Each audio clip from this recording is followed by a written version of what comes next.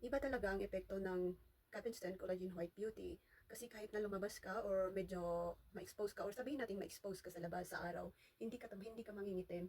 Hindi tulad ng yung mga kagaya ng mga ginagamit ko noon na yung pinapahid lang sa skin tapos yung medyo magla-lighten or puputi ka. Tapos pag na-expose ka sa araw, pagbalik mo or pag-uwi mo, nangitim ka na ulit.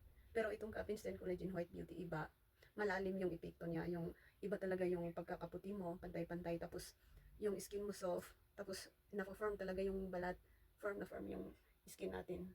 Tapos yung wrinkles din, tanggal, yung mga acne, yung mga pimples, yung mga dark spots, especially sa melasma ko noon, sa hyperpigmentation ko.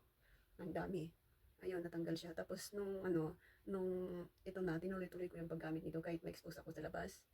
Wala, hindi ako mangingitim. Tapos hindi na bumalik yung mga melasma ko. Unlike before, na kahit gumamit ako ng cream na yung pangtanggal ng melasma. Tapos medyo na-expose lang ako sa labas ng hindi pa isang araw. Tapos pagbalik ko, pag-uwi ko, bumabalik ulit, nagda-darken ulit yung round ng face ko. Iba talaga ito. Kasi ito, Capinstan Collagen White Beauty, may ano siya, marine collagen peptides, glutathione, zinc, L-cysteine at saka vitamin C na sila yung nagtutulong-tulong para mag-boost yung immune system natin.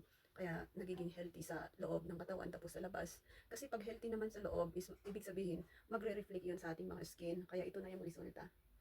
Kahit na medyo mababad ako sa labas sa araw, hindi na ako natatakot kasi ito na yung panlaban ko. At saka ano na lang, napakasimple na lang. Ang ginagamit ko na lang is yung sunscreen. Hindi na ako nagpapahid ng kung ano-ano na pang takip ng mga hindi ka nais-nais na dark spots or yung mga sa balat. Anong tawag doon? Basta yung mga dark spot melasma. Kasi dahil dito, na-reborn, tapos na-regain ko yung skin ko nung parang 20 years old pa ako. Tapos, ayun na rin, na-restart lahat. Kasi pag maganda yung balat natin is nagiging young tayo, unlike before sa akin na parang adult na ako kasi yung mga dark spot ko. Tapos yung pagkaputi, maputi dito. Pag yung nag-apply ako ng mga cream, maputi dito, tapos dito ang iitim. Pero ngayon pantay-pantay.